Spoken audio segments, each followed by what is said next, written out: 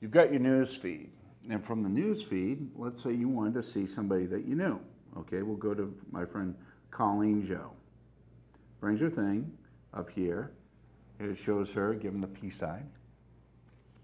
And then you want to see how you, and in this case I want to see how I and Colleen Joe, how we interact between us and our friends. Well, you hit filter, then you hit the friendship page right underneath it, and then you get how you're connected with your friends and what things that you two interact with and so forth. So in this case, the last comment I left between Colleen, Joe, and I was "Happy birthday for real. Hey, get in touch with Mike Wood about." Let me see. With Mike Wood about pool. He is on the team, and Butters. Basically, I was telling her that she needed to talk to my friend Mike Wood about the pool league that we're on, and she was the captain of the team. Now, obviously, our last reel, the post I put on her wall was back in April, which tells me when that was done too.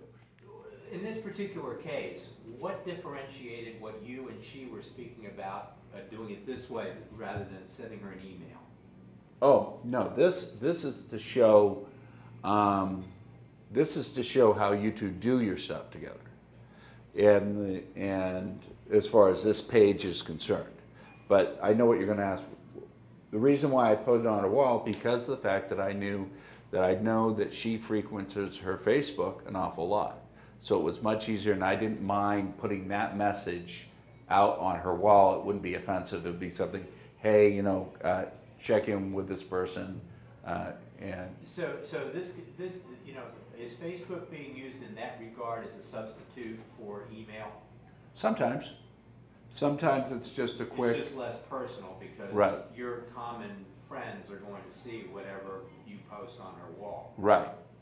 And then she can she can either leave it up like she did, or she can take it down. The key thing about posting on people's walls, and it's good that you brought that up, is you want to make sure whatever you post on somebody's wall is definitely something you'd want all their friends to hear you say. And I mean that because you don't want to put something on somebody's wall that takes away from that person, because then you've not only made that person upset, but you've made everybody else that knows that person know that you are not a nice person for saying it. I did that with my sister-in-law. All of her political biased friends have now seen that I commented on her political comment.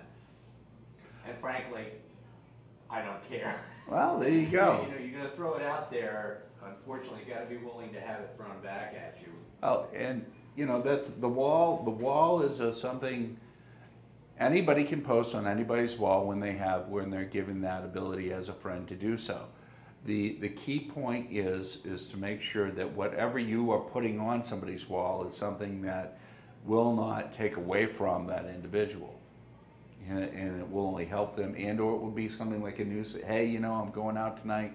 You're going to be over at Joe's Bar and Grill, because therefore what could be, you could, and this is tricky too, because you could post an event on somebody's wall without asking them, and technically they may not, they may get upset about that. They may not be a supporter of that particular event.